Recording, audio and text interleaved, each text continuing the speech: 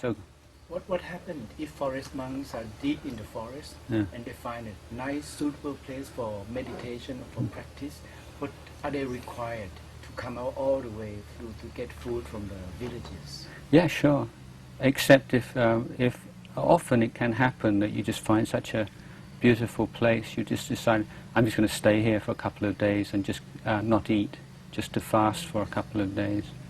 But you know, you can fast for maybe a week or so, but then you usually need to go somewhere for food. But of course you need water. I mean, you can't do without water.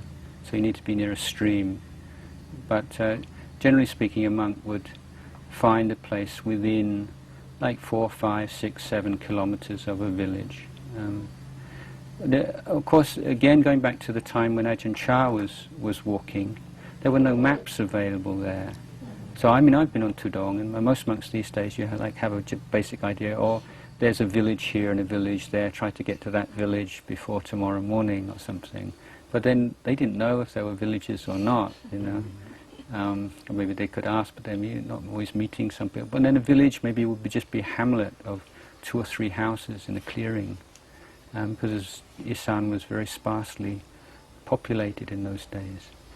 And so there was a very thick forest called Dong Payayen, which was a lot of fevers and difficult. So yeah, give you just some idea of the difficulties of it. So with the walking itself and the living on alms round, eating 1 meal a day, and maybe not always getting all you need to eat, and then dangers from wild animals and so on. So it is tudong in the sense that it's going against the grain, forcing you to do things that maybe you wouldn't normally enjoy doing. But having said that, I mean, it's a wonderful experience, tudong. The monks, we love going on tudong, and I mean, the big grumble these days is that so much of the forest has disappeared that it's hard to find areas in Thailand where you can go on those long walks and in the same way, or without meeting a lot of people. And so Ajahn Chah and his friend walked westwards towards central Thailand, leaving the northeast and the Lao ethnic provinces, and headed for Lopburi.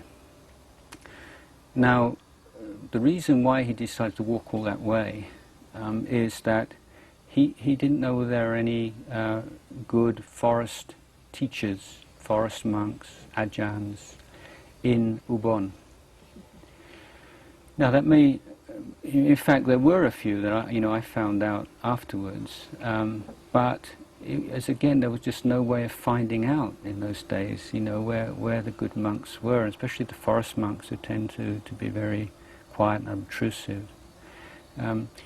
I think that he probably heard about the monastery where he decided to go, and its ajahn was called Lumpu Pao, from a Tudong monk, I would imagine.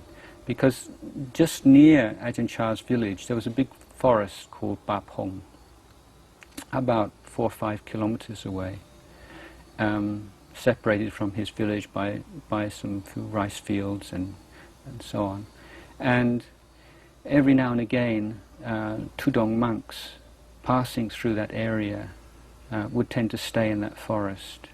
So there would be this kind of shared information amongst Tudong monks. So if you're going through that area, there's a really good place to stay there, and the lay people are very supportive, and so on. And Bapong was a favourite place to go. When Ajahn Chah was a child, he'd been to Bapong forest. That was the first time he saw a Tudong monk. His father had heard that there was a couple of Tudong monks in the forest, and so they took some food in the morning to offer. And that was the first time he'd seen the monks eat in these big bowls on the ground, because before that he'd only seen monks just eating out of plates.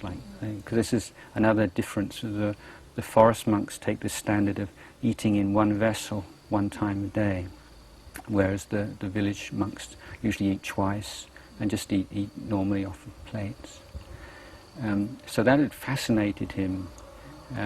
Also he said that that time when he went as a boy, the monk gave a talk, And it was just totally unlike any of the sermons he'd heard in the village monasteries. His dad said, that's not a proper discourse, that's not a sermon, he's just talking.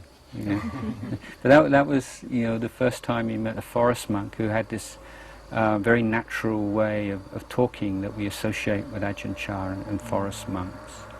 So I assume, and again I don't have evidence for this, that there must have been a forest monk or two coming through his village monastery or close, and he'd heard about Luang Pu Pao and this monastery in Lopburi from him. Otherwise it's hard to work out why he should think to walk hundreds of kilometers away. You know, he must have had some information, obviously. So after this long walk, he eventually got to Lopburi, to Wat Kawangkot, and found out that the abbot had died just a few months before. But by that time, it was approaching the annual rains retreat. That's the 3 months from the full moon of July till the full moon of October, in which monks must stay in one particular place. They're not allowed to go traveling.